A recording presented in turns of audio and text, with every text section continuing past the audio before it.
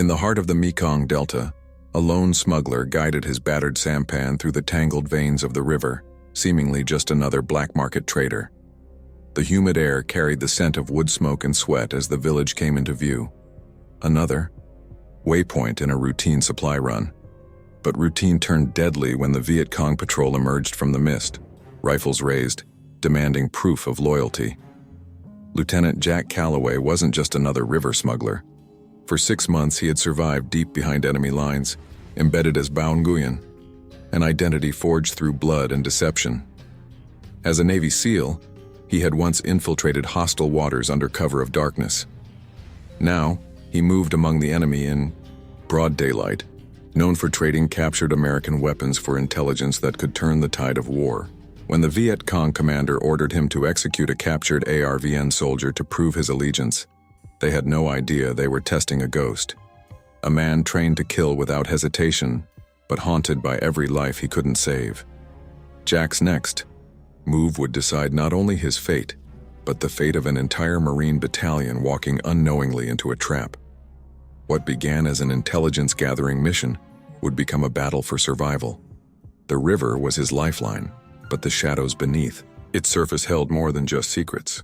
The war would never be the same after Jack Calloway decided that the time for hiding was over. Before we jump back in, tell us where you're tuning in from.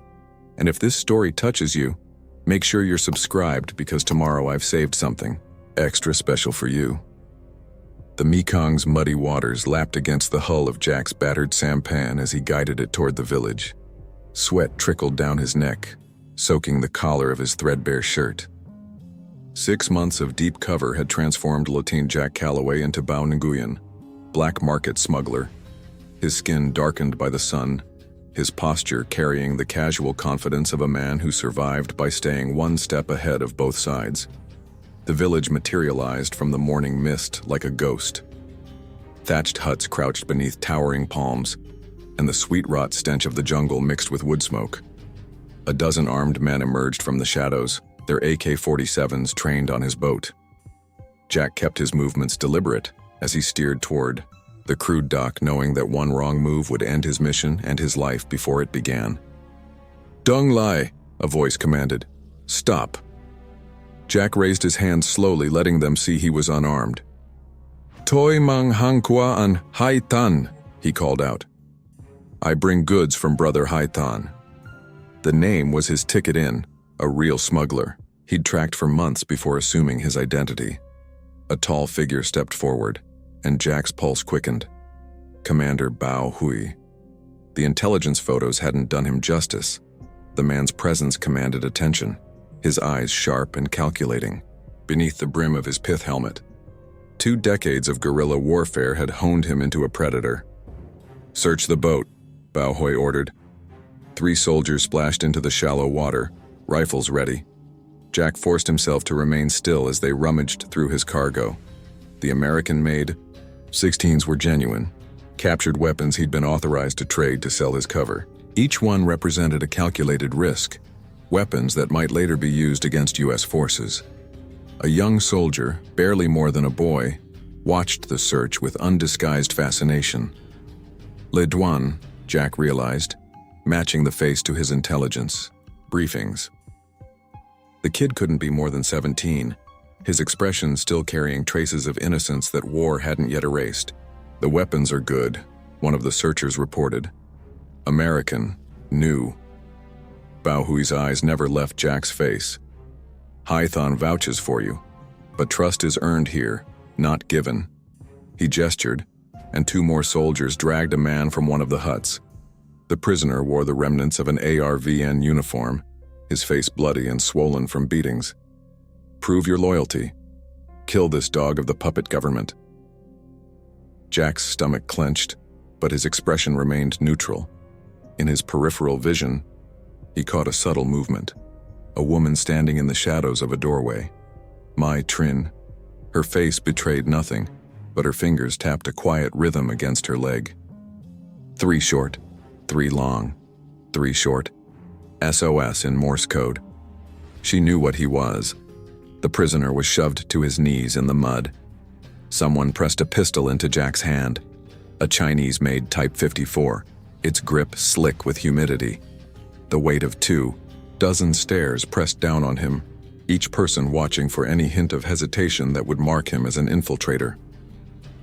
Le Duan leaned forward slightly, eager to learn from what he assumed would be a seasoned killer's technique. Bao Hui's hand rested casually on his own holster, ready to draw if Jack showed any sign of being less than what he claimed. The prisoner looked up, eyes clouded with pain but still defiant. Jack's finger curled around the trigger as the morning sun crept higher, burning away the mist to reveal a village holding its breath, waiting to see what kind of man Bao Nguyen truly was. Their fates balanced on the edge of a bullet. One pull of the trigger would cement his cover and shatter everything he'd been trained to protect. In the heavy silence, the river flowed on, indifferent to the weight of the choice before him, carrying secrets as dark as its waters toward a distant sea. Jack's finger tensed on the trigger as time seemed to slow. The prisoner's ragged breathing, the whisper of the river, the rustle of jungle leaves, everything crystallized into perfect clarity. He'd trained for this moment, but no amount of preparation could dull its edge. The Type 54 felt foreign in his hand, its balance slightly off. That could work to his advantage. In one fluid motion, Jack squeezed the trigger, the shot cracking through the humid air. The bullet kicked up mud inches from the prisoner's head as Jack simultaneously jerked the pistol sideways, his movements precise enough to look natural. "Jit me," he swore, examining the gun with practiced frustration. "Chinese garbage." He worked the slide, making a show of clearing what appeared to be a jam. It wasn't the first time a black market weapon had malfunctioned. Any smuggler worth his salt would have similar stories. Bao Hui's eyes narrowed, but Jack detected something else there too, a glimmer of appreciation for the performance. "Your reputation for quality doesn't extend to your own weapons, it seems," the commander said, his tone carrying both mockery and calculation. Before Jack could respond, Bao Hui drew his own pistol, a well-maintained American Colt, and shot the prisoner through the head. The body slumped forward into the mud, blood mixing with the brown water. The execution was casual, efficient, like swatting an insect. Le Duan flinched at the sound, his young face struggling to maintain the hardened expression of a soldier. Jack watched the boy's fingers whiten around his rifle grip, noting how he forced himself to keep looking at the corpse, a child trying desperately to prove he was a man. "Dispose of that," Bao Hui ordered, gesturing at the body. Two soldiers moved forward, dragging it toward the river. The commander turned to Jack, holstering his pistol with deliberate slowness. "Now let's discuss business. Your weapons are acceptable, but I need assurances of a steady supply." Mai appeared at Bao Hui's shoulder, carrying a pot of tea. Her movements were graceful, practiced, but Jack caught the slight tremor in her hands as she poured. Their eyes met for a fraction of a second, long enough for him to see both warning and worry there. "Of course," Jack replied, matching Bao Hui's casual tone. "I wouldn't have come if I couldn't guarantee regular deliveries." The lie came easily now, each word another brick in the wall of his deception. Telling and preparing this story took us a lot of time, so if you are enjoying it, subscribe to our channel. It means a lot to us. Now back to the story. They moved toward one of the larger huts, Le Duan trailing behind like a shadow. The boys' earlier eagerness had been replaced by something more complex, doubt beginning to crack his certainties about glory and revolution. Jack recognized that look. He'd seen it in the mirror often enough. Inside the hut, Jack settled onto a low stool, accepting a cup of tea from Mai. The ceramic was hot against his palms, grounding him in the moment. He'd passed the first test, but surviving it had only bought him entry into a deadlier game. Every word, every gesture would need to be perfect. Bao Hui sat across from him, his posture relaxed but his eyes never stopping their assessment. "Tell me, Bao Nguyen, what do you know about American patrol patterns along the river? As my new supplier, you'll need to avoid them." The question was another test, probing for weaknesses in his story. Jack took a slow sip of tea, letting the bitter warmth steady his nerves. Outside, he could hear the splash of the body being dumped into the Mekong. Soon the current would carry it away, like so many others before it. Just another secret for the river to keep. The Americans are creatures of habit, he began, carefully feeding Bao Nguyen enough truth to make the lies believable. They run their patrols like clockwork, which makes them easy to avoid, if you know what to look for. Le Duan leaned forward slightly, absorbing every word.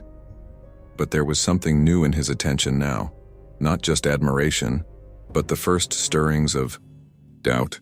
Jack recognized it as the moment idealism began to die, when the clean lines between right and wrong started to blur into shadows as dark as the jungle itself. The jungle seemed to swallow them whole as Bao Nguyen led Jack deeper into the Viet Cong stronghold. The path twisted through dense undergrowth, passing carefully concealed bunkers and weapon caches. Jack counted his steps, building a mental map while maintaining the relaxed posture of a man who dealt in death for profit. They descended into a network of tunnels, the air growing thick with the smell of damp earth and cordite. Jack's trained eye noted every detail: ammunition stores, medical supplies, radio equipment. Each observation was a potential death sentence if noticed, yet vital intelligence if he survived to report it. Impressive, Jack commented, gesturing at a stack of Chinese-made mortars, but American weapons would be more effective. Their artillery shells pack more punch. Bao Hui's laugh was sharp and without humor. You sound like you've tested them yourself. A good smuggler knows his product, Jack replied smoothly. Speaking of which, I heard whispers about a major operation soon. My usual routes might need adjusting. The commander's expression didn't change, but something dangerous flickered in his eyes. 4 days from now, the Americans will learn a costly lesson about underestimating us. Their arrogance makes them predictable. Le Duan appeared, at the tunnel entrance, his young face eager despite the shadows under his eyes. Jack wondered if the boy had slept since the morning's execution. Commander, Le Duan reported, the patrol teams are assembled. Good. Bao Nguyen turned to Jack. You'll join us. I want to see how well you know the river's secrets. Before Jack could respond, Mai emerged from a side tunnel. Commander, the radio report you requested. She handed over a folded paper, her movements efficient but unhurried. As she turned to leave, her sleeve brushed Jack's arm, a touch too deliberate to be accidental. I'll prepare my gear, Jack said, recognizing the signal. He retraced his steps through the tunnel complex, counting turns until he found himself in a small storage area. Moments later, Mai appeared. You're good, she whispered, her voice barely audible over the distant sounds of the camp. But Bao Nguyen is better. He's testing you, watching how you react to everything. Jack kept his face neutral, aware they might be observed. Why tell me this? Because I've seen too many die in this war. Her eyes met his, filled with a weight beyond her years. Both sides think they're right. Both sides kill. The only difference is in why. She pressed something into his hand, a worn map. Patrol routes. Don't make it obvious you have them. Before he could respond, footsteps approached. Mai melted away into the shadows as Le Duan rounded the corner. Brother Nguyen, I'll be joining the patrol too. The commander says I can learn from your experience. Jack forced a smile, feeling the map's damning presence in his pocket. The best lessons are learned in silence, little brother. Out there, noise equals death. The boy nodded eagerly, missing the double meaning, but over his shoulder Jack caught a glimpse of Bao Nguyen watching from the shadows, his expression unreadable. The commander's voice carried through the tunnel. Time to move out. The Americans have been probing our territory. Perhaps we'll have a chance to demonstrate our hospitality. Jack fell in line with the patrol group, his mind racing. The next few hours would be a delicate dance. He needed to appear competent enough to maintain his cover, but not so effective that he actually helped the Viet Cong achieve their objectives. And somewhere in that razor-thin margin for error, he had to gather intelligence about the upcoming ambush. As they emerged into the jungle's oppressive heat, Jack felt the weight of eyes on him. Mai's warning echoed in his mind. Bao Nguyen wasn't just testing him, he was waiting for a mistake. The question was whether that mistake would come from being too good at his role or not good enough. The patrol disappeared into the jungle's embrace, leaving the tunnels behind. But Jack knew he was walking deeper into the lion's den with every step. The real test was just beginning, and failure meant more than just his own death. Somewhere out there, a U.S. Marine battalion was walking into a trap. Their lives now depended on a man who had to pretend to be their enemy. Moonlight filtered through the jungle canopy, turning everything into shifting patterns of silver and shadow. Jack moved with practiced ease, every step calculated to appear natural while steering the patrol away from known U.S. positions. The map Mai had given him burned in his pocket like a live coal. Le Duan shadowed his movements exactly, mimicking Jack's careful foot placement and the way he used vegetation for cover. The boy's dedication would have been admirable in any other circumstance. Now it was just another complication. "Brother Nguyen," Le Duan whispered, "how do you know where the Americans will be?" "The river tells me," Jack replied softly, feeding the boy's fascination while watching Bao Hui's reaction in his peripheral vision. Everything leaves signs, broken branches, disturbed mud, aircraft patterns. You have to learn to read them. Bao Hui raised his fist, signaling the patrol to halt. In the distance, twigs snapped, multiple sets of footsteps moving with military precision. Jack's heart rate spiked. He recognized that movement pattern. U.S. Marine Reconnaissance Team. "Americans," Bao Hui breathed, his voice carrying anticipation. "Nguyen, take the left flank. Show us if your combat skills match your smuggling expertise." Jack's mind raced. He had seconds to decide how to play this. Too effective, and he'd help kill his own men. Too ineffective, and his cover would be blown. The solution came to him just as another sound cut through the night, the distinctive crunch of South Vietnamese army boots. ARVN scouts had unknowingly walked into the middle of it all. The jungle erupted in gunfire. Muzzle flashes strobed through the darkness as the ARVN team blundered into the patrol. Jack dropped to one knee, firing his AK-47 in controlled bursts, carefully high but not obviously so. In the chaos, he caught glimpses of U.S. Marines withdrawing tactically, using the firefight as cover. "Contact left," Le Duan shouted, his young voice cracking with adrenaline. The boy fired wildly, his inexperience showing. Without thinking, Jack grabbed him by the collar, yanking him behind a fallen tree as bullets chewed bark above their heads.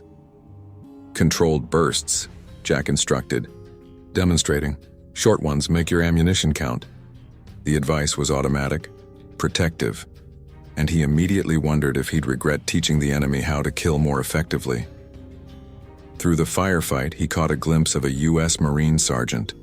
Their eyes met for a fraction of a second. Jack gave an imperceptible nod. The sergeant disappeared into the undergrowth, taking his team with him.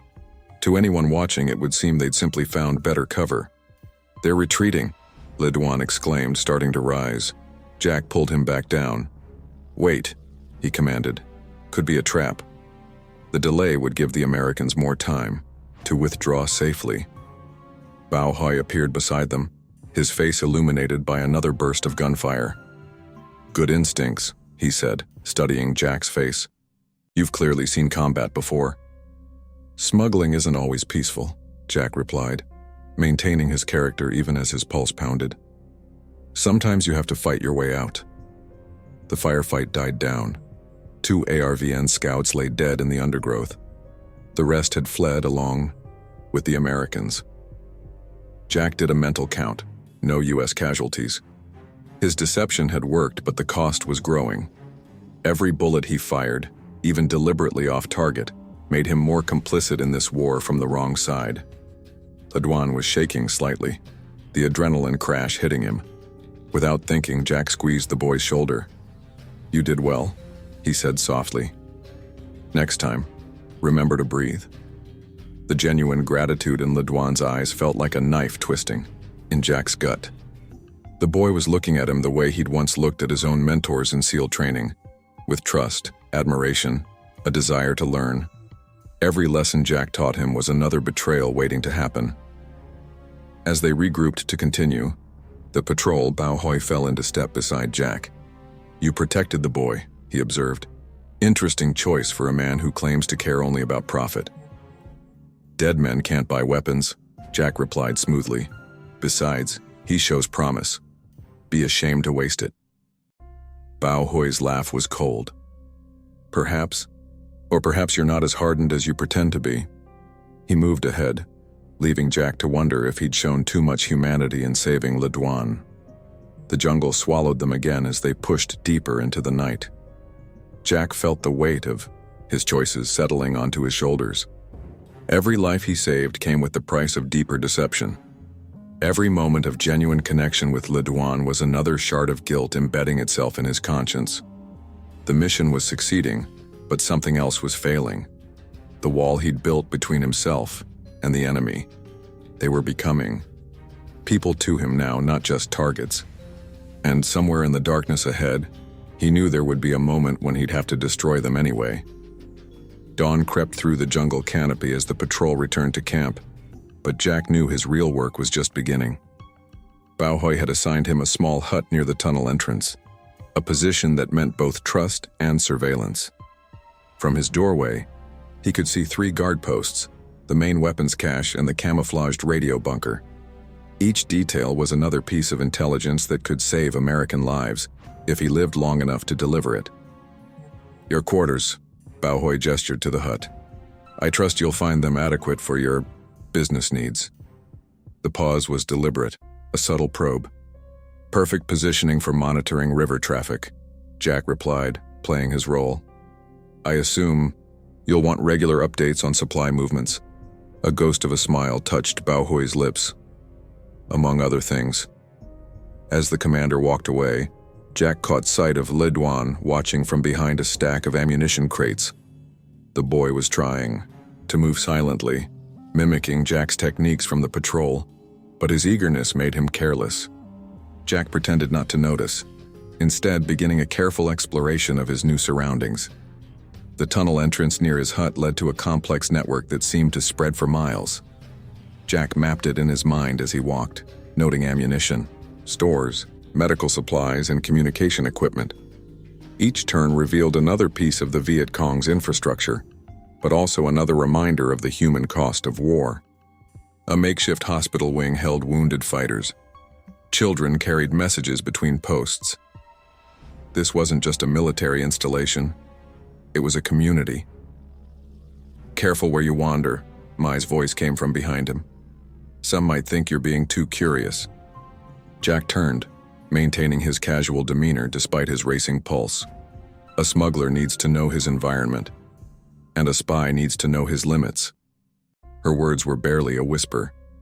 Someone's been asking questions about you, about inconsistencies in your story. Before Jack could respond, footsteps echoed through the tunnel. Mai quickly picked up a crate of medical supplies, transforming into the efficient camp worker. Le Duan appeared around the corner, his face lighting up at the sight of Jack. Brother Nguyen, I've been practicing what you taught me about movement and silence. Not practicing hard enough, Jack replied, forcing a smile. I heard you following me earlier. The boy's face fell slightly, then hardened with determination. Teach me more, please. I want to be as skilled as you. Jack felt Mai's eyes on him, knew she was watching how he handled this moment. Skill isn't everything, little brother. Sometimes knowing when not to fight is more important than knowing how. But later, Jack cut him off, seeing an opportunity. Tonight I need to check some river routes. For now, rest. A tired soldier is a dead soldier. As Le Duan reluctantly departed, Mai spoke again. You're gentle with him, dangerous in times like these. We're all dangerous in times like these, Jack replied, the double meaning heavy in his words. Night fell like a shroud over the camp. Jack waited until the guard rotation he'd memorized, then slipped out of his hut. He moved through the jungle using every skill he'd learned, both as a SEAL and in his months undercover. The U.S. recon team's usual patrol route was less than a mile away. If he could reach them, he could pass on the intelligence about the ambush. A twig snapped behind him. Jack dropped instantly, becoming part of the jungle floor. A Viet Cong guard passed within feet of his position, the man's boots nearly brushing Jack's face. One sound, one wrong movement, and everything would end. The guard moved on, but Jack's relief was short-lived. When he finally reached the patrol route, the American team had already passed. His intelligence would have to wait another night, time he might not have. Returning to camp, he found Bao Nguyen waiting in his hut. "Walk with me," the commander ordered. It wasn't a request. They moved through the tunnel complex in silence until they reached a small chamber Jack hadn't seen before. Maps covered one wall, detailed plans showing U.S. patrol routes, fire-base locations, supply lines. "Tell me," Bao Nguyen said quietly, "what do you see here?" It was another test. Jack studied the maps, knowing his response could mean life or death. "I see opportunity," he replied carefully, "but also vulnerability. These positions could be devastating if the Americans discovered them." "Yes." Bao Nguyen's eyes never left Jack's face. "Which is why we're so careful about who we trust. One traitor could destroy everything we've built. You understand this, don't you?" "Of course." Jack met his gaze steadily, while his heart hammered against his ribs. "A man who betrays one side will betray another. That's why I deal only in goods, not loyalty." Bao Nguyen smiled, but it didn't reach his eyes. "We'll see." He gestured to the maps. "In 3 days, this war changes. I hope you're prepared for what's coming." Jack returned to his hut as false dawn began to lighten the sky. The weight of his deceptions pressed down on him like the jungle humidity. Every person in this camp, from Le Duan's innocent admiration to Bao Nguyen's deadly calculation, was becoming real to him in ways his training hadn't prepared him for. And somewhere in the darkness, an unseen enemy was watching, waiting for him to make a mistake. Time was running out. The ambush was coming, and he was trapped in a web of his own making, each thread ready to snap at the slightest wrong move. The pre-dawn briefing carried the sharp edge of violence waiting to be unleashed. Bao Nguyen stood before his assembled fighters, pointing to a crude map of the target village. Jack noticed Mai lingering in the shadows, her face a careful mask as she served tea to the officers. "We have confirmation," Bao Nguyen announced, his voice carrying the weight of judgment. "The village of An Loc harbors American sympathizers. But more importantly," his eyes swept the room, lingering momentarily on Jack, "we have learned there is a traitor among us, someone feeding information to the enemy."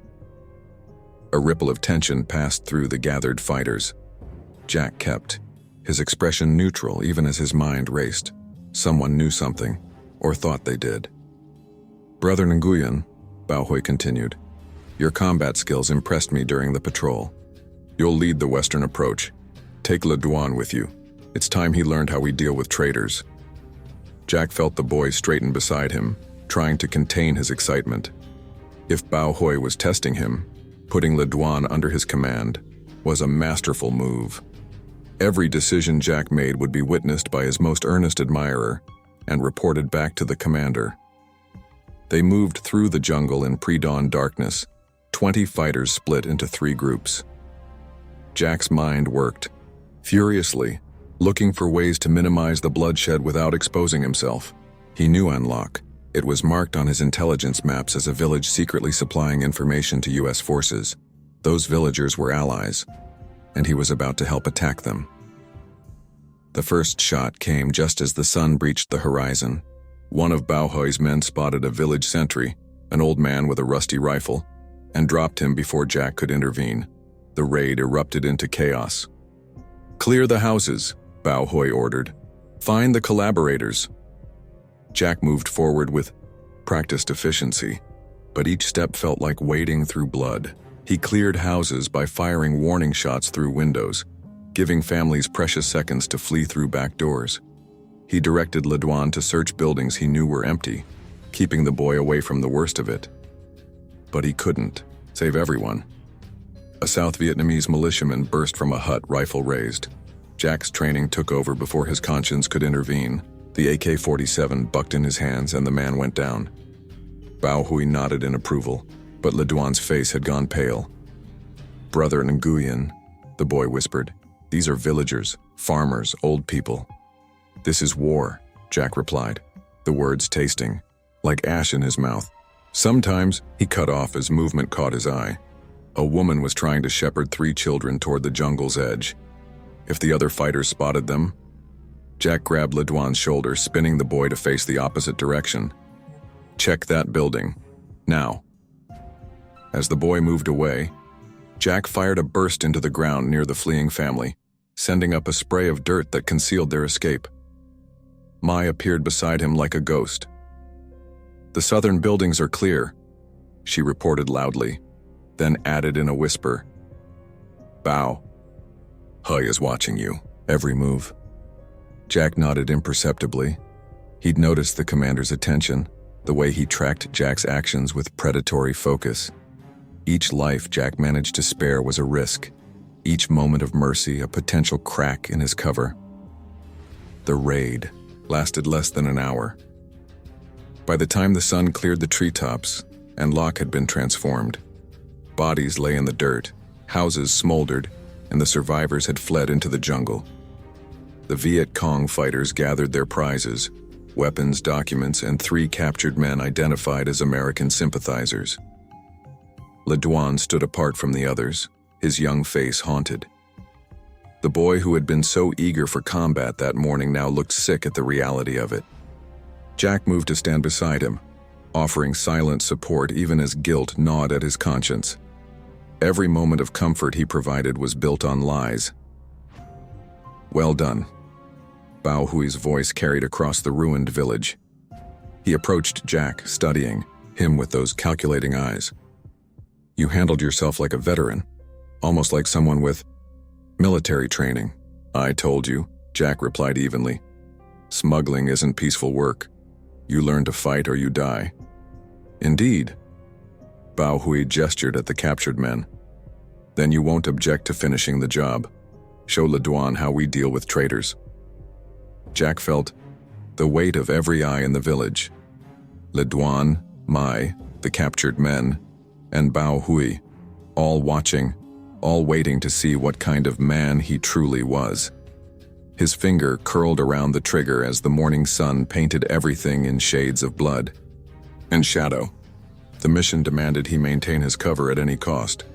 But as he looked into the eyes of the bound villagers, Jack wondered if there would be anything left of his soul when this was over.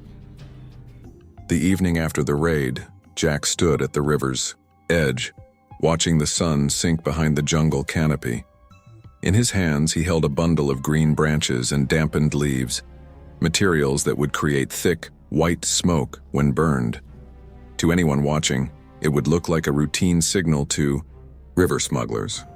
But in the pattern of that smoke would be encoded the warning that could save hundreds of American lives. The weight of the morning's violence still pressed down on him. He'd managed to spare the captured villagers by convincing Bao Hui they might have valuable intelligence, but he knew their reprieve was temporary. Every hour that passed brought the planned ambush closer, and with it, more deaths he might have prevented. A twig snapped behind him. Jack's hand moved to his weapon, but he forced himself to continue arranging the branches, making the movement appear natural. He knew who it was before the voice spoke. "Brother Nguyen?" Le Duan emerged from the undergrowth, his young face still carrying shadows from the raid. The boy had barely spoken since watching Jack execute one of the villagers, a necessary sacrifice to maintain his cover, but one that had clearly shaken Le Duan's faith in the righteousness of their cause. "You shouldn't be here," Jack said, continuing his work. "These are smuggler secrets. I want to understand." Le Duan moved closer, studying the arrangement of branches. "The way you fought in the village, it was different. You tried to minimize casualties. I saw you warning people away when you thought no one was watching." Jack's hands stilled for a fraction of a second. The boy was more observant than he'd realized. "Sometimes the best victory is the one that costs the least," he said carefully. "War isn't about killing. It's about achieving objectives." "But," the commander says, "the commander sees only one path." Jack lit the first bundle of branches, watching the white smoke begin to curl upward. With practiced precision, he manipulated the smoke pattern, 3 quick bursts, then a long stream. Location coordinates hidden in plain sight. "There are other ways to fight." Le Duan watched the smoke with newfound interest. "You're sending a message. To whom?" It was the moment of truth. Jack could kill the boy, a tragic accident by the riverbank. Instead, he chose a different kind of danger. To people who might help end this war. You mean the Americans? Le Duan's hand moved toward his weapon. I mean people who want peace. Jack kept his voice calm, continuing the smoke signals. Tell me, little brother, after what you saw today, do you still believe this is a righteous war? Or is it just powerful men using young ones like yourself to die for their cause? The boy's hand trembled on his rifle. The Americans are invaders. They're men like us, Jack interrupted. Following orders, fighting for what they believe in, just like those villagers were fighting to protect their homes. He gestured at the smoke. This message isn't about betrayal. It's about finding another way. Le Duan's confusion was plain on his face. Why are you telling me this? Because you're young enough to still question, to think for yourself. Jack completed the final smoke pattern, coordinates for the planned ambush site. The commander would tell you that blind loyalty is strength. I'm telling you that the strongest warriors are the ones who dare to ask why they fight. I should report you, Le Duan whispered, but he made no move to raise the alarm. But you won't. Jack met the boy's eyes. Because deep down, you know, something isn't right about all this. You saw it in the village today. Before Le Duan could respond, footsteps approached. Mai appeared through the trees, her face tight with concern. The commander wants to see both of you. Now.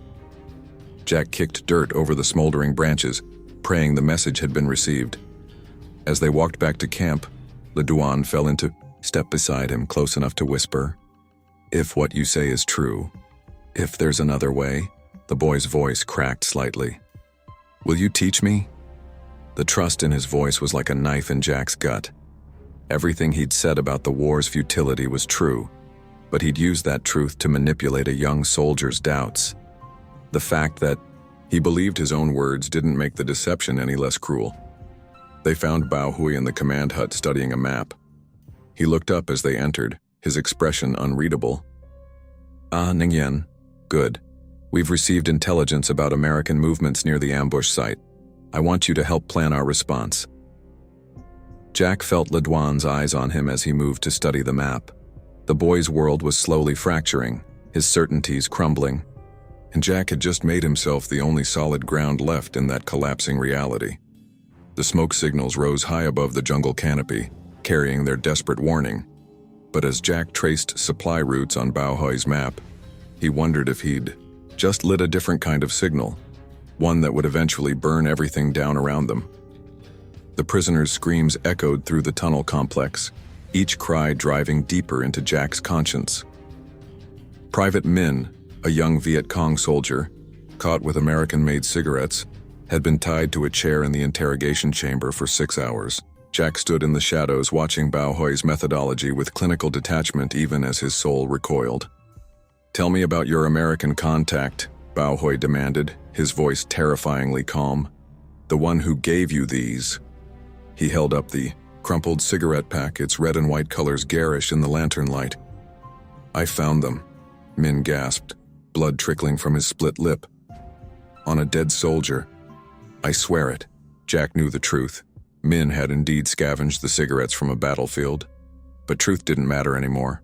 The camp needed a spy to blame, and Min had been chosen. Mai appeared with fresh water for the interrogators, her movements precise and controlled. As she passed Jack, she pressed something into his hand, a crumpled note. He palmed it smoothly, maintaining his pose of bored attention. "Brother Nguyen."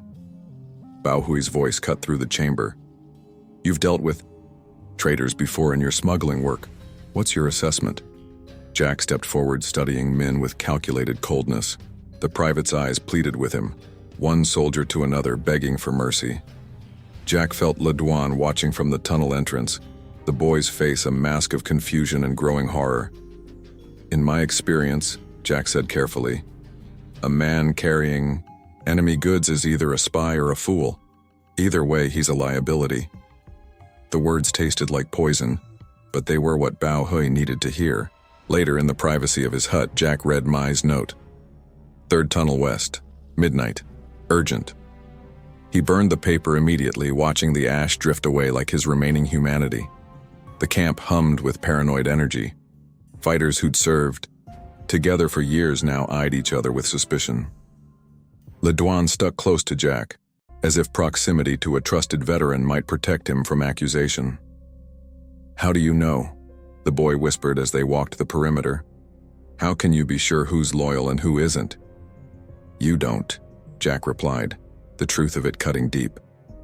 "That's the real horror of war. The enemy isn't always on the other side." At midnight, Jack slipped through the tunnels like a ghost, finding Mai waiting in a small storage alcove. Her face was drawn with tension. "They're planning to execute Min at dawn," she whispered. "But Bao Hui isn't convinced he's the spy. He's watching everyone, especially you." "What's my cover story looking like?" "I've planted some intel about American patrol patterns that matches what you told him. It should help, but..." She hesitated. "He's planning something. Testing people's reactions to Min's interrogation." A noise made them both freeze. Footsteps approached, then passed. When Jack's heart started beating again, Mai pressed a folded paper into his hand. "Memorize this. It's about supply movements. When Bao Hui asks, and he will, your story needs to match perfectly." Dawn came too quickly. The camp assembled to witness justice being served. Min knelt in the clearing, his face swollen beyond recognition. Le Duan stood at attention, but Jack could see the boy's hands trembling. "Private Min has been found, guilty of espionage," Bao Hui announced. "Brother Nguyen, you've proven your loyalty these past days. The honor of executing this traitor is yours." Jack felt the weight of the pistol in his hand, heard the small intake of breath from Le Duan beside him. One life to save his cover, one death to maintain the lie that might save hundreds. The mathematics of war were always brutal. He raised the pistol, seeing in Min's eyes the same fear he'd seen in countless others. The private's lips moved in silent prayer, or perhaps a final protest of innocence. It didn't matter anymore. The gunshot cracked across the clearing like thunder. As Min's body slumped forward, Jack caught Bao Hui's approving nod. The commander believed in his loyalty now, believed in his capacity for necessary cruelty. The perfect cover, bought with innocent blood. Le Duan turned away, but not before Jack saw the tears the boy was fighting to hide. Another piece of innocence lost, another step toward the harsh realities of war. Or perhaps, Jack hoped, another reason for the boy to question everything he'd been taught to believe. "Well done," Bao Hui said later, as they studied maps in the command hut. "You understand what must be done to maintain order." "Of course," Jack replied, his voice steady despite the screaming in his soul. "A spy can destroy everything we've built." The irony of his words hung in the air like jungle mist, invisible but suffocating. He was playing his role perfectly now, becoming the very thing he was pretending to be. And somewhere in that transformation, the line between deception and reality was starting to blur. Mai found him that evening, her eyes carrying a warning. "You're becoming too good at this," she whispered. "Don't lose yourself in the performance." But as Jack watched the sun set over the jungle, he wondered if it was already too late for such warnings. The river flowed on, carrying Min's body toward the sea, along with another piece of Jack's humanity. The strategy meeting was held in the deepest part of the tunnel complex, where the air hung thick with cigarette smoke and the weight of impending violence. Jack stood at Bao Hui's right hand, studying the detailed maps spread across the wooden table. Each notation represented another piece of the trap about to snap shut on unsuspecting American forces. "The Marines will move through this valley at dawn," Bao Hui traced the route with his finger. "Their arrogance makes them predictable. They'll never expect our full strength to be waiting." Jack memorized every detail while maintaining his mask of professional interest. 3 companies of Marines would walk into interlocking fields of fire from concealed heavy weapons. The casualties would be devastating. "You'll coordinate the eastern approach," Bao Hui told him. "Your knowledge of the river routes is crucial. No American boats can be allowed to provide support." "I know every bend and shadow," Jack replied, the truth of his words carrying a different meaning than Bao Hui assumed.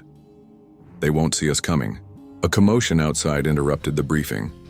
Moments later, Le Duan burst in, his young face flushed with excitement. "Commander, American radio traffic intercepted. They're moving support elements earlier than expected." Jack's pulse quickened. Had his smoke signal warning been received? Was the U.S. command already adjusting their plans? Bao Hui's eyes narrowed. "Show me the intercepts." As the commander left with Le Duan, Mai materialized from the shadows where she'd been serving tea. "Tonight," she whispered, "during the guard change at the river bend, it's your only chance." "What about you?" "I'll maintain my cover. There are other battles to fight." She pressed a folded paper into his hand. "Memorize the patrol patterns. You'll have 10 minutes at most." Jack nodded imperceptibly as Bao Hui returned, his face tight with concern. "The Americans are moving artillery units. They may suspect something." "Should we change the ambush timing?" one of the officers asked. "No, we'll accelerate our preparations instead. Nguyen, double-check our eastern defenses. Take Le Duan with you." The boy fell in beside Jack as they left the tunnel, his earlier excitement replaced by something more complex. They walked in silence until reaching a secluded section of the perimeter.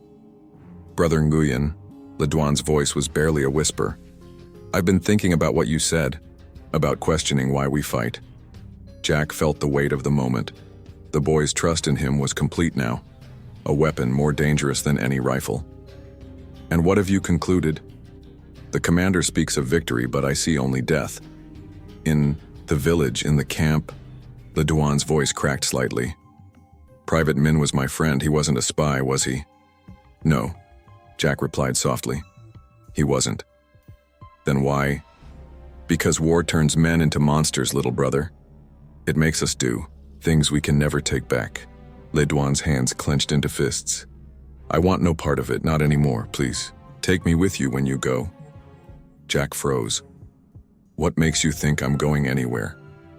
"I'm young, not blind. You're different from the others. The way you fight, the way you think." Le Duan met his eyes. "You're not really one of us, are you?" The moment balanced on a knife's edge. Jack could kill the boy, quickly, quietly. One more death to protect the mission. Instead, he made a choice that could doom them both. "Tonight," he whispered. "Be ready. Tell no one." They completed their inspection of the defenses, each lost in thoughts of what morning might bring.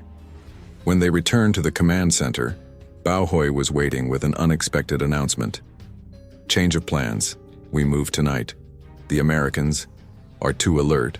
We must strike before they can react." He turned to Jack. "I want you commanding the advance element. Prove your complete loyalty to our cause." Jack felt the noose tightening. His carefully planned escape route was crumbling. Mai's warning echoed in his mind. 10 minutes during the guard change. But now he had Le Duan to consider, and a timetable suddenly accelerated. The sun began to set over the jungle, painting everything in shades of blood and shadow. In a few hours, he would either save hundreds of American lives or die trying. And somewhere in the darkness ahead, Bao Hui was watching, waiting for the slightest hint of betrayal. Jack checked his weapons with practiced ease, each movement a meditation on survival. The river's distant murmur seemed to whisper warnings. Time was running out, and the price of failure would be paid in blood. Night settled over the camp like a shroud, bringing with it the sound of increased patrols and the metallic click of weapons being checked. Jack sat in the command hut watching Bao Hui meticulously adjust markers on the battle map. Each wooden piece represented a unit that would soon turn the jungle valley into a killing field. "Your men will hold this ridgeline," Bao Hui said, placing another marker. "When the Americans enter the valley, they'll be caught in a crossfire. No escape." "The supplies are ready," Jack replied, his voice steady despite the thunder of his pulse. "I've positioned them for quick distribution once we reach the ambush point." Bao Hui smiled, the expression warming his usually cold eyes. "You've proven invaluable, Brother Nguyen. After this victory, there will be a permanent place for you in our organization."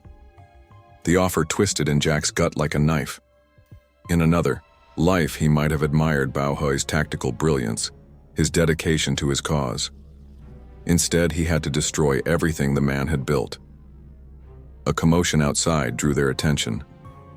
Through the doorway, Jack saw two Viet Cong soldiers dragging a struggling figure, one of the camp's radio operators. Mai followed, her face carefully blank as she carried a bundle of papers. "What is this?" Bao Nguyen demanded. "American radio. Codes, Commander," one of the soldiers reported. "Found hidden in his quarters." Jack's heart stopped. Had they discovered his communication attempts? But no, the radio operator was protesting in rapid Vietnamese, claiming he'd been collecting intelligence on American frequencies. Bao Hui's response was immediate. "Search everything, every hut, every tunnel. If there are more spies among us, we will find them before the attack." His eyes met Jack's. "No one is above suspicion."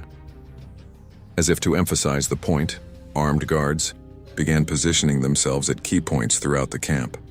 Jack saw them establishing checkpoints, checking papers, questioning anyone who moved between areas. His planned escape route through the river bend was now blocked by 3 armed men. Le Duan appeared at his side, ostensibly delivering a status report. "Brother Nguyen," the boy whispered, "they're searching everyone's quarters. What should we do?" "Act normal," Jack muttered. "Any change in routine will draw attention." But even as he spoke, he saw Mai approaching with tea. Her usual routine turned into a warning system. Her hands shook slightly as she poured, a signal that something was wrong. "The commander has ordered all unit leaders to remain in camp," she said softly. "No one leaves without his direct approval." Jack absorbed the information while maintaining his study of the battle map. The net was tightening. Soon there would be no way out. Bao Hui returned to the command hut, his movements carrying fresh energy.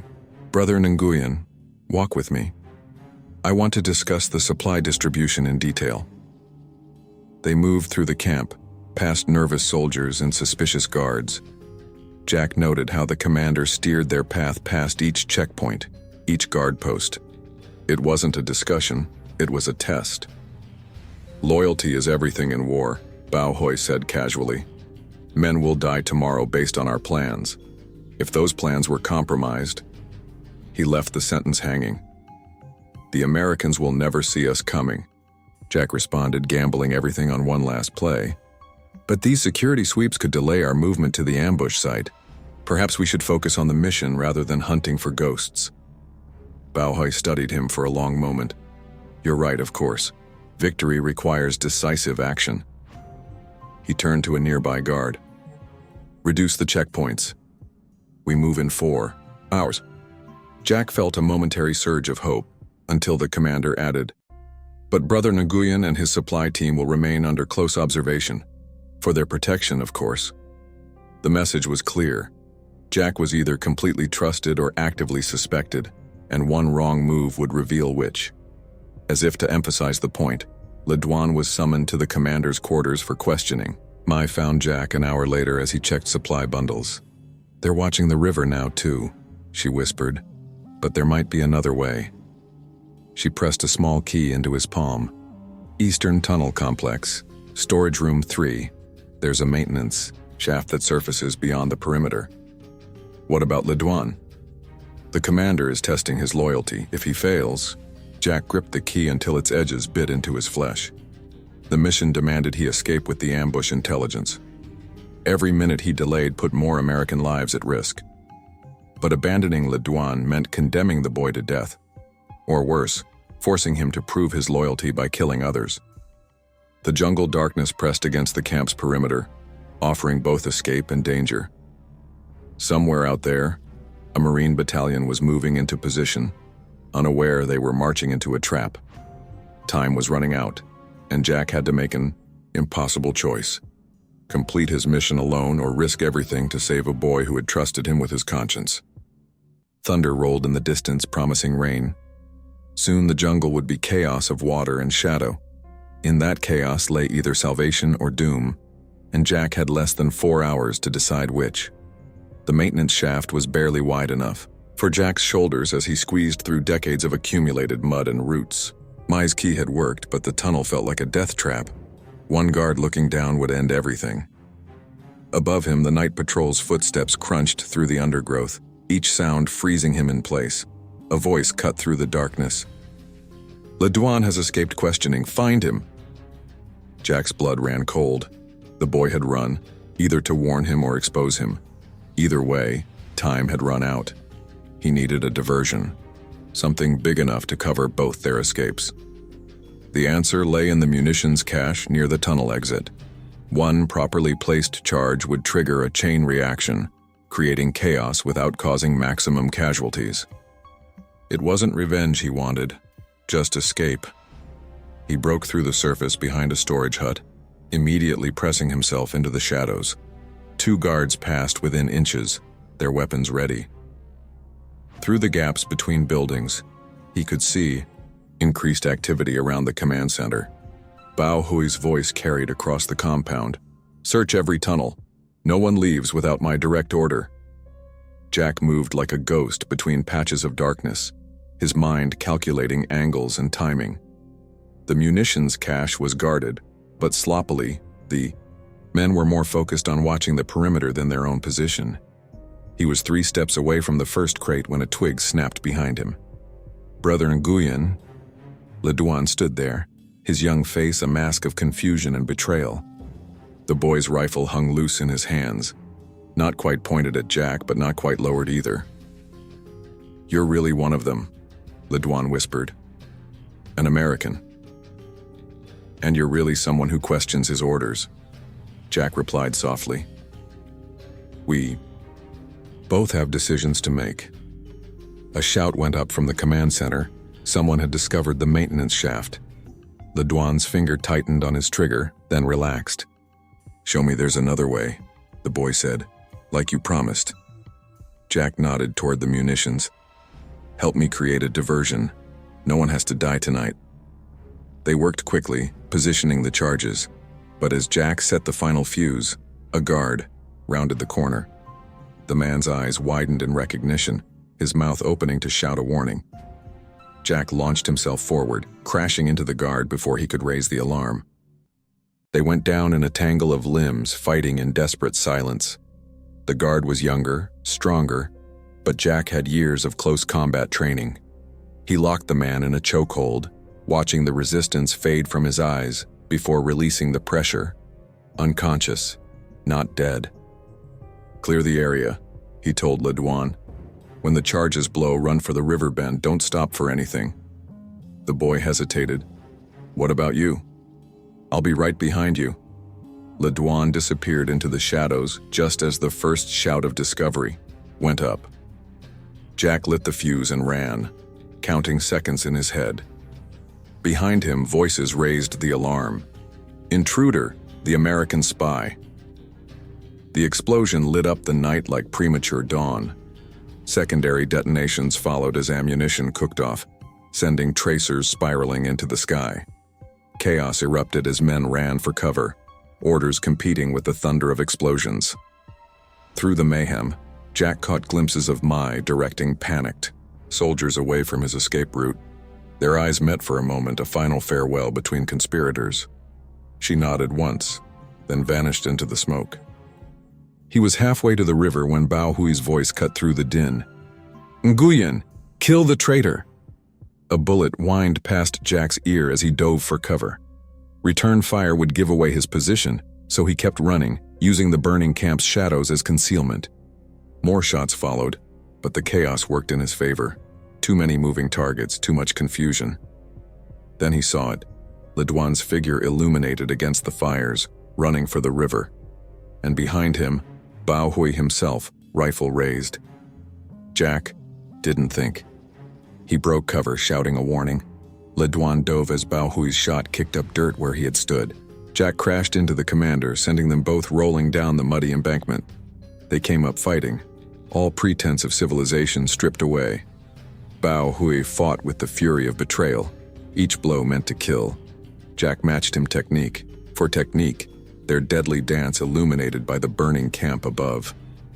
"I trusted you."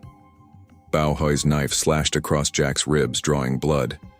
"Made you one of us." "There are no sides." Jack growled, blocking another strike. Just men following orders. The commander's next attack left him slightly off balance. Jack seized the moment, turning Bao Hui's momentum against him. They went down again, but this time Jack came up alone. The commander lay stunned, his own knife inches from his throat. Le Duan's voice carried from the river's edge. "Brother Nguyen, the boat is ready." Jack met Bao Hui's hate-filled eyes one last time. "The war will end someday," he said softly. "Remember that." Then he was running through the undergrowth, bullets splitting the air around him. The river appeared through the trees, and with it, the promise of escape. Behind him, Bao Hui's roar of fury merged with the sound of pursuit, the jungle itself seeming to come alive with hunters. But for now, at least, they were alive. The mission wasn't over. It had only begun its most dangerous phase. As they pushed the boat into the current, Jack caught one last glimpse of the burning camp. In its light, he saw Mai watching from the shadows, her face unreadable. Then the river's darkness swallowed them, carrying its newest secrets toward dawn. Dawn broke over the jungle in shades of gray, the morning mist turning trees into lurking shadows. Jack pressed himself against a rotting log, his breathing shallow and controlled despite the fire in his ribs where Bao Hui's knife had found its mark. The crude bandage he'd fashioned from his shirt was already soaked through. Le Duan crouched. Beside him, the boy's eyes constantly scanning their surroundings.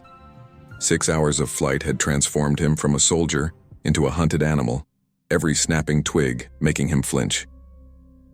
"They're getting closer," Le Duan whispered. "The commander knows these hunting grounds better than anyone." Jack nodded, conserving his strength. They'd abandoned the boat 2 miles downriver, using the water to mask their trail before cutting inland toward the extraction point. But blood loss and exhaustion were taking their toll. His movements were becoming slower, sloppier. A bird call pierced the morning silence, 3 notes distinctly unnatural. Jack recognized Bao Hui's signal pattern. The search parties were coordinating, tightening their net. "We need to move," Jack muttered, forcing himself to his feet. The jungle swam before his eyes for a moment before steadying.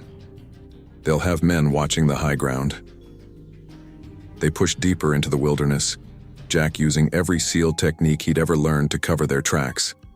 Breaking branches pointing the wrong way, crossing streams to confuse the trail but always maintaining their true direction. The extraction point was still 4 miles away. Might as well have been 40 in his condition. A burst of distant gunfire froze them in place. It came from the east, followed by shouts and the distinctive sound of M16s returning fire. "Americans. That's not your extraction team," Le Duan said, reading Jack's expression. "Wrong direction." "No," Jack agreed grimly. "Patrol team, maybe. Or..." They crept forward, using the thickness of the jungle as cover. The sounds of combat grew louder, then suddenly ceased. In the silence that followed, they heard Vietnamese voices barking orders. Through a gap in the foliage, Jack saw them, 3 U.S. Marines bound and bloodied, being marched at gunpoint through a small clearing. Their captors wore the same unit insignia as Bao Hui's men.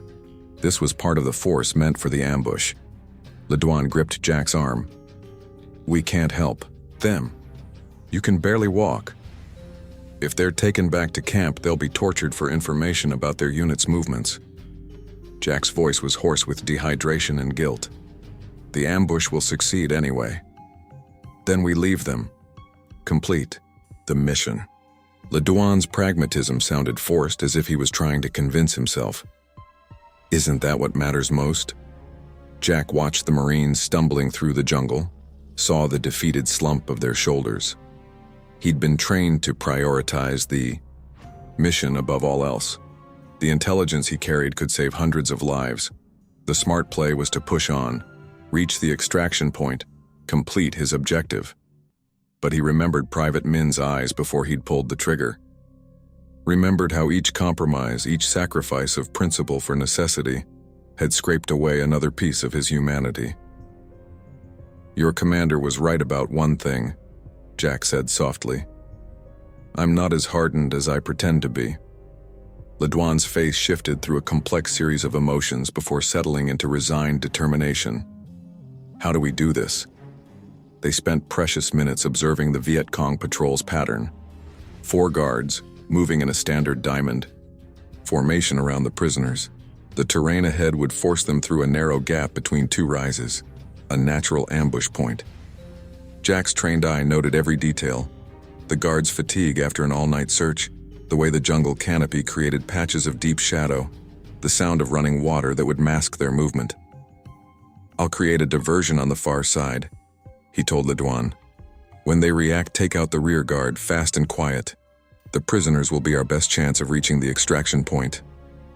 "And if we fail?" Jack managed a grim smile. "Then we won't have to worry about Bao Nguyen finding us." They moved into position, Jack fighting to ignore the way his vision blurred at the edges.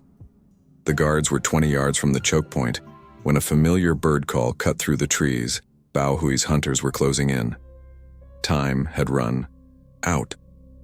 The jungle held its breath, waiting to see if its newest prey would survive or become just another secret buried beneath its eternal shadows. The first guard died without a sound, Jack's garrote pulling tight as they vanished into the undergrowth. The second had time to widen his eyes in recognition before Le Duan's knife found his throat, the boy's hands steady, his face blank. War's final lesson: killing gets easier with practice. Everything happened in heartbeats. The third guard raised his rifle, but Jack was already inside his guard, redirecting the barrel as the shot split the morning silence. They went down in a tangle of limbs, fighting with desperate intensity. Jack's wounded ribs screamed as they rolled through the mud, but training took over. A precise strike to the throat, another to the temple, and the guard went limp. The fourth guard had his AK-47 trained on the Marines, finger tightening on the trigger. Le Duan's voice rang out, "Brother, behind you!" The guard instinctively turned, his final mistake. Jack's thrown knife took him in the chest. "U.S. Navy SEALs!" Jack gasped out as he cut the Marine's bonds. "Lieutenant Calloway, we need to move, now." The Marines were in rough shape. 2 could walk, but the third, Private Miller according to his tags, had taken a rifle butt to the knee. His leg was swollen to twice its normal size.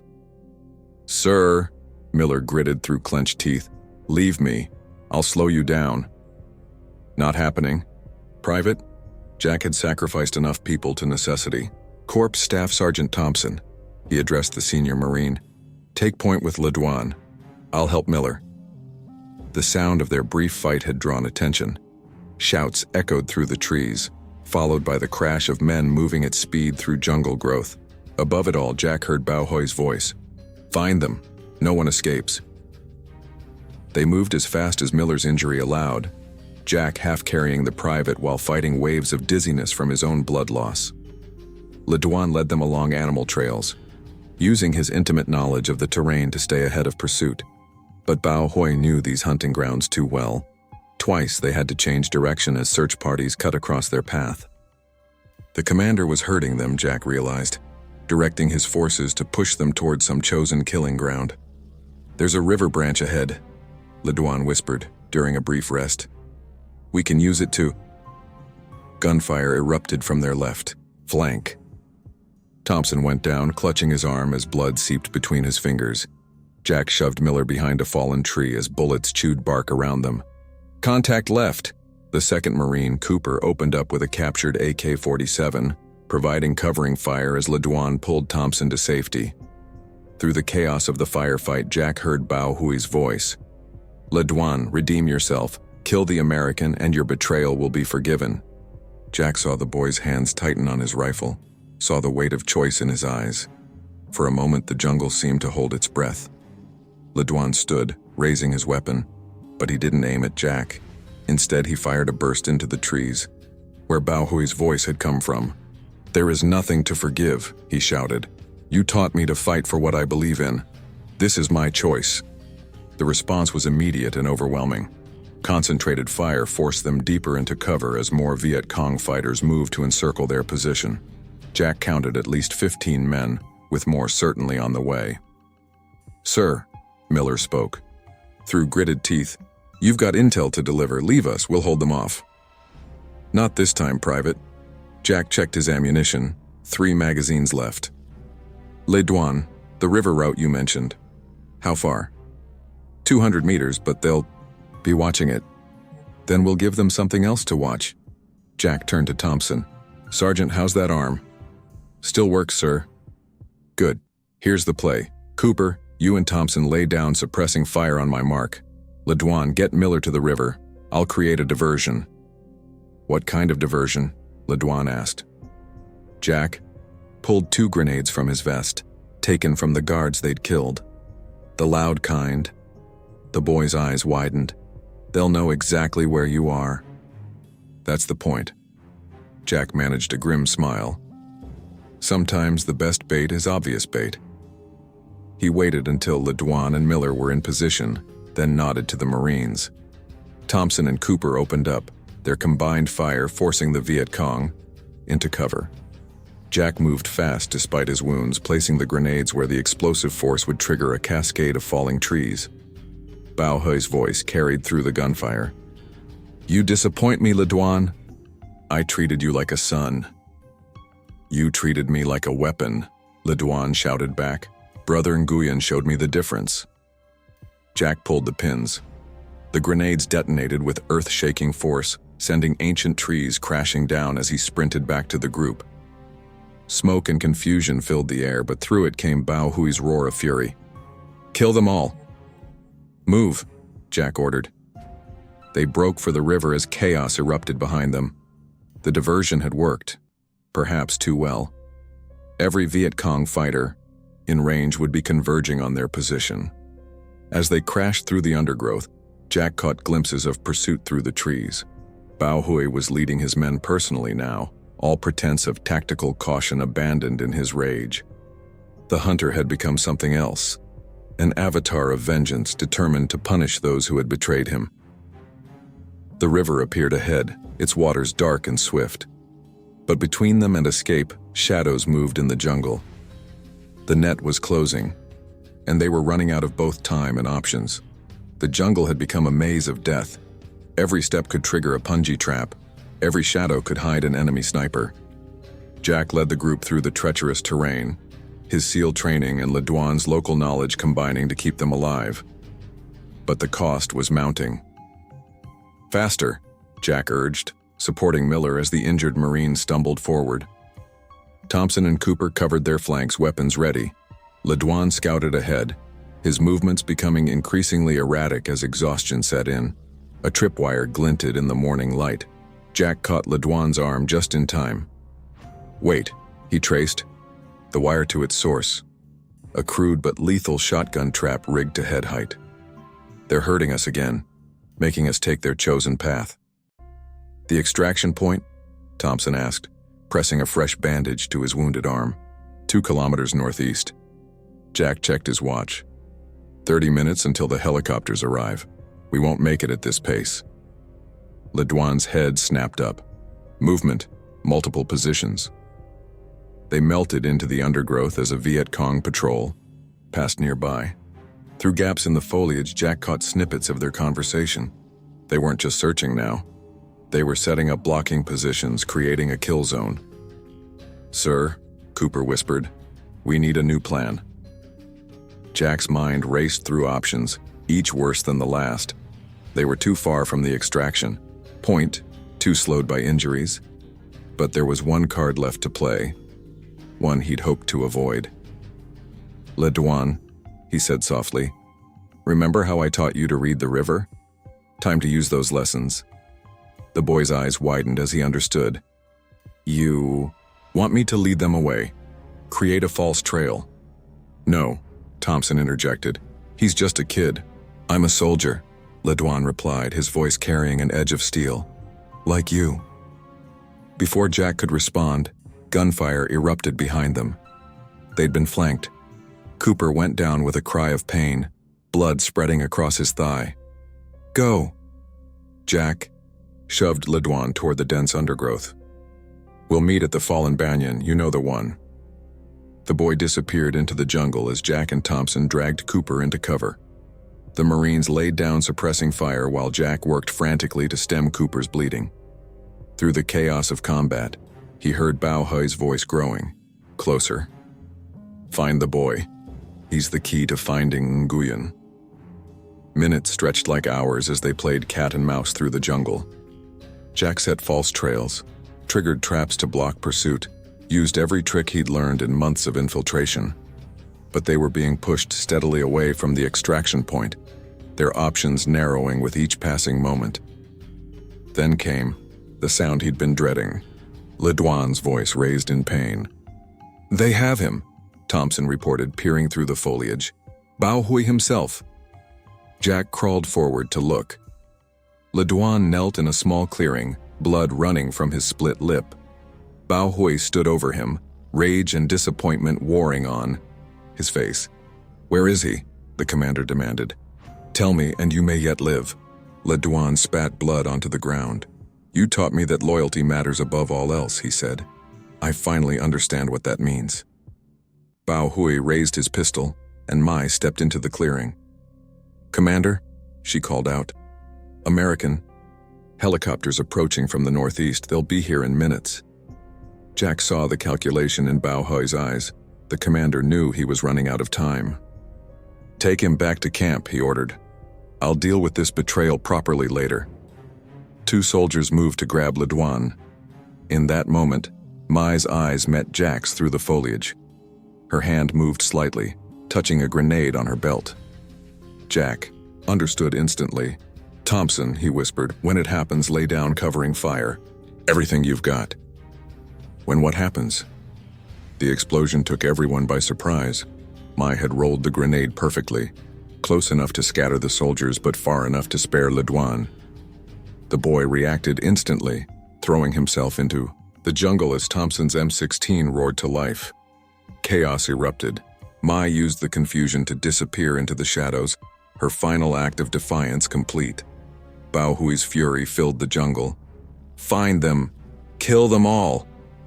Jack burst from cover, firing precise shots to keep the Viet Cong pinned down as Le Duan sprinted toward them. The boy was halfway there when a bullet caught him in the shoulder, spinning him around. "No!" Jack started to move, but Thompson grabbed his arm. "Sir, listen." Through the gunfire came a sound that made Jack's heart leap. Helicopter rotors.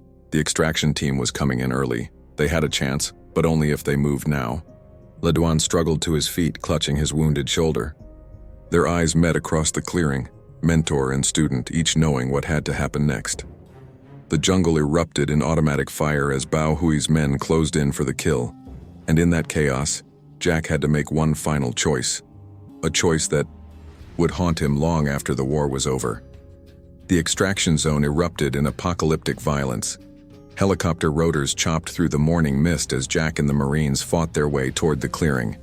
Every tree, every shadow concealed an enemy determined to prevent their escape. "Cover the left flank," Jack shouted over the chaos, helping Miller limp forward while returning fire one-handed. Thompson and Cooper had formed a defensive position behind a fallen tree, their captured AK-47s barking in controlled bursts. Le Duan, despite his wounded shoulder, moved through the jungle like a ghost, using everything Jack had taught him to keep them alive. The first helicopter touched down in a storm of debris and bullets. Two more circled overhead, door gunners laying down suppressing fire. But the Viet Cong were pressing in from all sides, led by Bao Hui's distinctive battle cry, "Take them! No one escapes!" A grenade landed near Miller's position. Jack grabbed the private's collar and yanked him back as the explosion showered them with dirt and shrapnel. Through the ringing in his ears, he heard Mai's voice cutting through the battle noise. "Commander, American gunships approaching from the south." It was a lie. Jack knew the extraction team wouldn't risk bringing in heavy support this close to the Chinese border. But Mai's warning caused just enough hesitation in the Viet Cong ranks to give them a chance. "Thompson, get Miller to the chopper," Jack ordered, laying down covering fire as the Marines broke from cover. The helicopter crew chief helped pull Miller aboard while Thompson provided security. Cooper was next, stumbling toward salvation on his wounded leg. A bullet caught him in the back, spinning him around. Jack rushed forward, grabbed him under the arms, and dragged him the last few meters to safety. "Sir!" the crew chief shouted. "We're at max capacity. Second bird is 1 minute out." Jack turned back toward the jungle. Le Duan was pinned down 30 meters away, trying to fight his way clear. Their eyes met through the chaos, student and teacher, each knowing what came next. But before Jack could move, Bao Hui himself burst from cover. The commander's rage had transformed him into something inhuman, all tactical precision abandoned in his need for vengeance. He charged straight at Jack, firing from the hip. Jack dove and rolled, coming up inside Bao Hui's guard. They crashed, together in a savage blur of fists and knives, months of deception and betrayal culminating in this final brutal dance. "I trusted you." Bao Hui's knife slashed across Jack's cheek. "Made you one of us. There are no sides." Jack drove his knee into the commander's solar plexus. Only men dying for other men's causes. They went down in a tangle of limbs, rolling through mud and shell casings. Jack's wounded ribs screamed as Bao Hui landed a crushing blow. The commander's knife drove toward his throat, only to be knocked away by a precise shot from the jungle. Le Duan stood from cover, his rifle still smoking. "You taught me to choose my loyalties carefully," he called out to Bao Hui. "I choose him." The commander's moment of shocked betrayal gave Jack the opening he needed. He seized Bao Hui's arm, using the larger man's momentum to flip him over. They grappled in the mud, each seeking the killing blow, when Mai's voice cut through the battle once more. "Gunships!" This time it wasn't a lie. The distinctive sound of Cobra attack helicopters approached from the south, called in by the extraction team. The Viet Cong fighters began to fall back, but Bao Hui fought on with maniacal intensity. "You'll die here," he snarled, hands locked around Jack's throat. "Both of you." The second helicopter touched down as Jack's vision began to dim. Through darkening eyes, he saw Le Duan sprint from cover, saw the boy's lips move in what might have been "thank you" or "goodbye." Then Le Duan crashed into Bao Hui with all the fury of youth and betrayal, breaking the commander's grip. They rolled away from Jack, student and mentor become mortal enemies. The boy's smaller size should have been a disadvantage, but he moved, with deadly precision, using every technique Jack had taught him. "Go!" Le Duan shouted as he fought. "Complete the mission!" Jack staggered to his feet as the gunships opened fire, their rockets turning the jungle into hell. Bao Hui and Le Duan disappeared in a chaos of mud and blood and cordite. "Sir!" the crew chief was screaming from the helicopter. "Now or never." Jack met Mai's eyes one final time through the smoke. She nodded once, a farewell between conspirators, then melted away into the burning jungle. The mission was complete. The intelligence would be delivered, but the cost. The helicopter lifted off as Jack watched the battlefield recede below. Somewhere in that inferno, a boy became a man, a commander faced his greatest betrayal, and a woman who played both sides fought to survive the aftermath. The river flowed on, indifferent to the violence above its banks. And in its dark waters, Jack saw the reflection of what he'd become, a man who had succeeded in his mission by destroying everything he'd come to care about. The river bend had become a killing ground.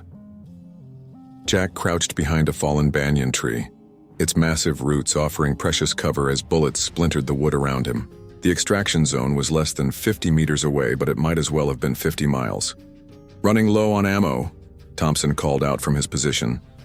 The Marine's face was streaked with blood and camouflage paint, his wounded arm held tight against his chest. "Make every shot count," Jack shouted back. He did a quick assessment of their situation. Cooper was barely conscious, his leg wound seeping despite the tourniquet. Miller couldn't walk at all. Le Duan's shoulder wound had reopened, painting his shirt crimson. They had maybe 3 minutes before the helicopters arrived, and Bao Hui's forces were closing in from 3 directions. The commander's voice carried across the battlefield. "Nguyen, face me like a man, or are you only brave when deceiving children?" Le Duan's hands tightened on his rifle. "He's trying to draw you out." "I know." Jack checked his remaining ammunition. Half a magazine, 2 grenades, not enough. But he's also getting reckless, making mistakes. Through gaps in the foliage, Jack caught glimpses of Viet Cong fighters moving into position.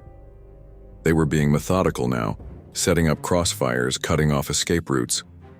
Bao Nguyen might be consumed by vengeance, but his men were still disciplined. The distinctive whoomp of mortar fire sent Jack's heart racing. "Incoming, move!" They dragged the wounded men into a shallow depression as explosions walked across their former position. The barrage was precise, professional, designed to flush them into prepared killing zones. "Sir," Cooper managed through gritted teeth, "leave us. Complete the mission." "Not happening, Marine." Jack reached into his vest and pulled out a battered map. "Le Duan, remember that hunting trick I taught you about using terrain to trap bigger prey?" The boy's eyes lit up with understanding. "The riverbank. If we can draw them in." "Thompson, give me your claymores." They worked quickly, using the mortar barrage as cover. Jack set the charges while Le Duan created an obvious trail of broken branches and disturbed earth, too obvious for experienced fighters to believe, unless they were being driven by something stronger than tactical wisdom. "Nguyen." Bao Hui's voice was closer now. "You corrupted my best student, turned him against his own people." "You did that yourself," Le Duan muttered, but his hands shook slightly as he helped Jack position the wounded Marines. The first helicopter appeared through the morning mist, drawing automatic fire from multiple positions. The door gunner responded with his M60, forcing the Viet Cong into cover. "Now!" Jack triggered the claymores just as Bao Hui's men charged their position. The explosions caught the flanking teams in lethal crossfire, turning the carefully planned assault into chaos. "Get them to the chopper," Jack ordered, laying down covering fire as Thompson and Le Duan helped the wounded Marines toward salvation. But Bao He had been ready for this. Even as his men fell back in confusion, the commander himself led a small team straight through the kill zone, accepting casualties with brutal calculus. "Sir," the helicopter crew chief was shouting over the battle noise, "we can't hold this position." Jack made his decision. "Get them out. I'll draw them off." "No." Le Duan started to turn back, but Thompson grabbed him. "Complete the mission," Jack told the boy, echoing the words that had haunted his own training. Some things matter more than survival. Their eyes met one final time, teacher and student each carrying the weight of choices that would mark them forever. Then the helicopter lifted away, taking with it everything Jack had fought to protect. He turned to face Bao Hui's approaching, forces noting the positions of each fighter, calculating angles and fields of fire. The commander had abandoned all pretense of tactical caution, charging forward with the single-minded fury of a man who had lost everything except his need for vengeance. Finally, Bao Hui's voice carried over the sound of combat. "No more deceptions, no more lies." "You're right," Jack called back, dropping his empty rifle and drawing his knife. "Let's finish this." The jungle seemed to hold its breath as the two men faced each other across the blood-soaked ground. Behind them, the river flowed on, indifferent to the drama playing out on its banks.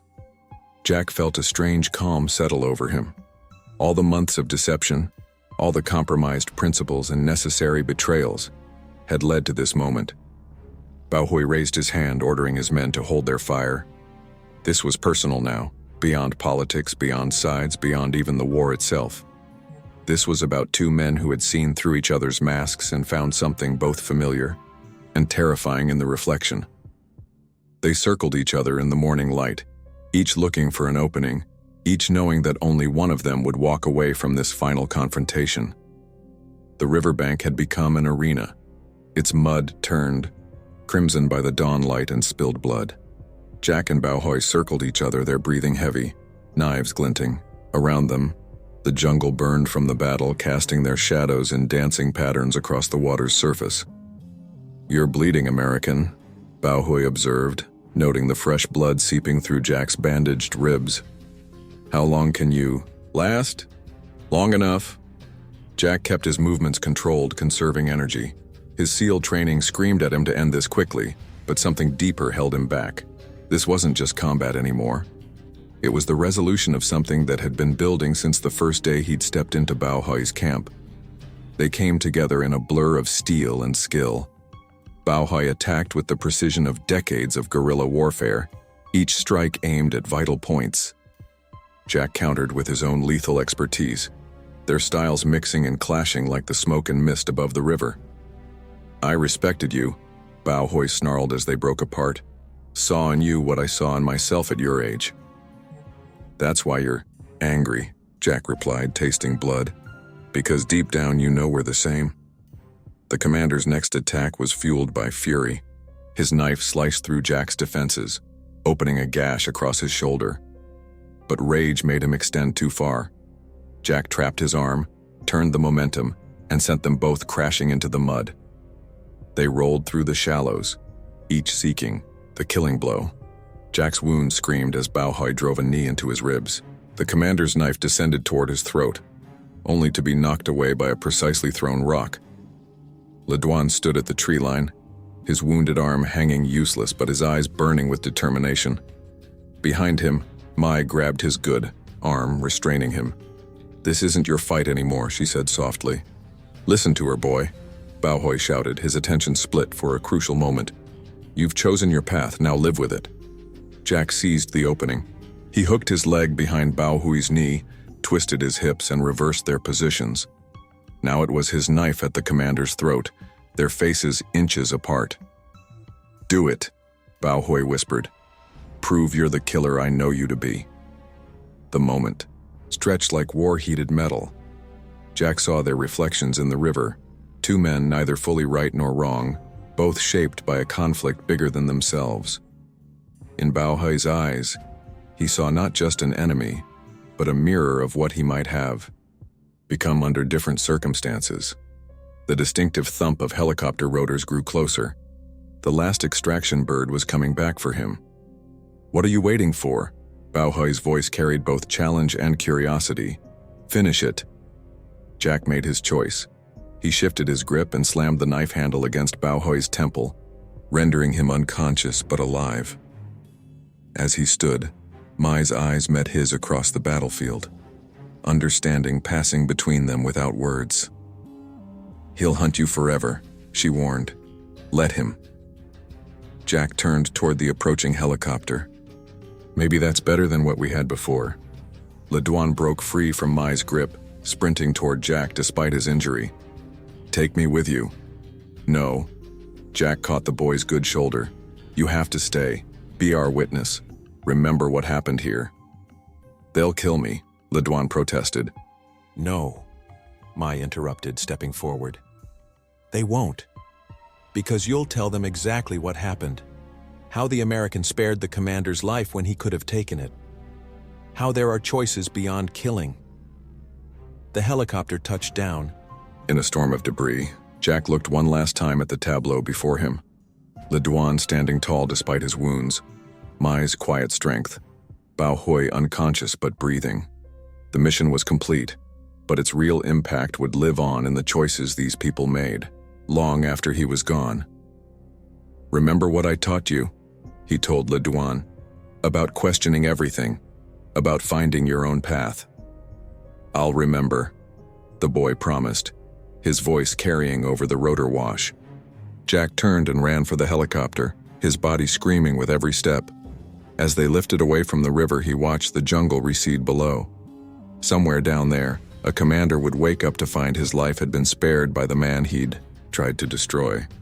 A boy would begin his journey from soldier to something more, and a woman would continue her delicate dance between worlds, protecting those who dared to question their cause. The river flowed on, carrying their blood and secrets toward the sea. But unlike before, its waters now held something besides death. The possibility that even in war, mercy could be stronger than vengeance. The helicopter banked hard as streams of tracer fire reached for them through the morning sky. Jack braced himself against the doorframe, watching the jungle recede. Below, smoke rose from multiple points along the river, markers of the battle's fury, each plume carrying stories that would never make it into official reports. "Status on the Marines?" he shouted to the crew chief over the rotor wash. First bird, got them to the forward medical station, they'll make it. The chief passed Jack a canteen. You look like hell, sir. Jack's hands shook as he drank, the adrenaline crash hitting him hard. Every wound screamed for attention. Bao Nguyen's knife. Cuts. The bullet grazed across his ribs, bruises layered upon bruises. But the physical pain was nothing compared to the weight in his chest as he watched the last moments of his mission unfold below. Through the thinning smoke, he caught glimpses of the aftermath. Viet Cong soldiers clustered around Bao Nguyen's unconscious form, their movements urgent but uncertain without their commander's iron control. Le Duan stood apart, his wounded arm bound with fresh bandages. Mai's work, no doubt. The boy's face turned up toward the departing helicopter, and even from this height Jack could read the mix of loss and determination in his stance. Mai herself was nowhere to be seen. She would be gone by now, vanished into the jungle's embrace, to whatever fate her conscience demanded. Jack wondered if she'd found what she was looking for in this war, or if she, like him, had only discovered how blurred the lines between right and wrong could become. Incoming. The door gunner's warning snapped Jack back to the present. More tracers sparked past the helicopter as Bao Nguyen's men made a final attempt at vengeance. The pilots threw them into evasive maneuvers, the sudden movement nearly throwing Jack out the open door. As they climbed higher, the larger picture of the battlefield became clear. The burning camp, the river cutting through like a dark ribbon, the scattered groups of fighters moving through the jungle. It all looked so small from up here. Hard to believe that such a tiny piece of earth could contain so much death, so many shattered loyalties, so much betrayal and honor and sacrifice, all mixed together. Base. This is Dust-Off 3, the pilot radioed. Package secured, heading home. Home. The word hit Jack like a physical blow. He'd spent so long being Bao Nguyen, living inside the skin of a man who didn't exist, that the thought of returning to his old life felt almost like another deception. The crew chief touched his shoulder, pointing to a fast-approaching formation of Huey gunships. Our escort, sir. Brass wants to make sure you make it back with that intel. Jack nodded, but his eyes were drawn back to the shrinking battlefield. Through a gap in the clouds, he caught one final glimpse of the river bend where everything had ended. Bao Nguyen was on his feet now, supported by his men, his face turned up toward the helicopters. Even at this distance, Jack could feel the commanders, rage and respect radiating upward like heat from the jungle floor. Le Duan had moved to the river's edge, Mai materializing beside him like a ghost. Together, they watched the helicopters disappear into the clouds. Jack knew they were all thinking the same thing. Nothing would ever be the same after today. The gunships fell into formation around them as they headed for base. Jack leaned back, letting exhaustion wash over him. His hands still smelled of cordite and river mud, and somewhere in his vest was the intelligence that would save hundreds of American lives. The mission was a success by any metric that mattered, but as the jungle faded behind them, Jack couldn't shake the feeling that he'd left something vital behind on that riverbank. Not just blood or spent cartridges, but pieces of himself that he'd never get back. The man who had walked into that camp months ago didn't exist anymore, killed not by bullets or knives, but by the simple humanity of his enemies. The helicopter thundered on through the morning sky, carrying him toward debriefings and medals and whatever missions would come next. But part of him would always be there, in that moment between mercy and vengeance, watching a boy learn that loyalty means more than following orders, seeing a commander realize that his greatest enemy was also the one who spared his life. Below, the river continued its eternal flow, carrying the blood and secrets of another battle toward the sea. And somewhere in its dark waters, Jack knew, floated the last remnants of his certainty about who was right and who was wrong in this endless war. The debriefing room felt impossibly sterile after months in the jungle. Jack sat rigid in his chair, his freshly cleaned uniform feeling like a costume. The bandages beneath it pulled at half-healed wounds, each twinge a reminder of the river and everything he'd left behind. Colonel Foster paced before a map dotted with red pins, confirmed enemy positions based on Jack's intelligence. Outstanding work, Lieutenant.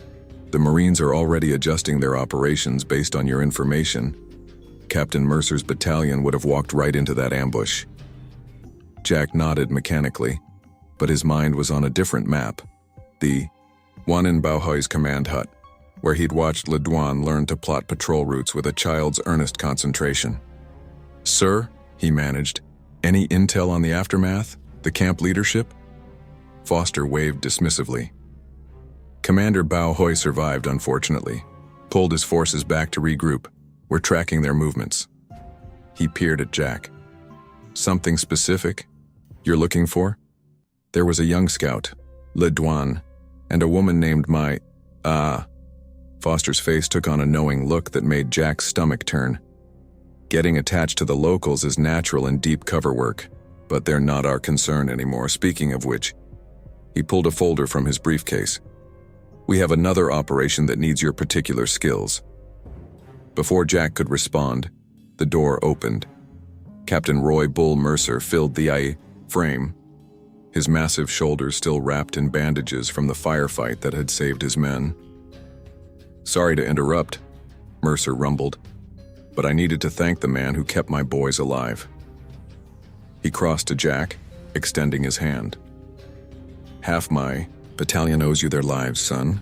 Jack stood to shake the offered hand, feeling the disconnect between the gratitude in Mercer's eyes and the hollow space in his chest where certainty used to live. "Just doing my job, sir." "Like hell." Mercer's grip tightened. "Word is you went back for wounded Marines while under heavy fire. Risked your own extraction to save them. That's above and beyond." Foster cleared his throat. "Yes, well, that's what makes the lieutenant perfect for this next assignment. We've identified another Viet Cong command cell that needs infiltration." "Sir?" Jack interrupted, surprising himself. "Request permission to visit the wounded Marines first." Foster's expression hardened. "That can wait. This operation?" "No." The word came out stronger than Jack intended. "It can't." Silence filled the room. Mercer watched with quiet interest as Jack faced down his superior officer. Foster's face flushed slightly. "Lieutenant, I understand you've been through an ordeal, but do you?"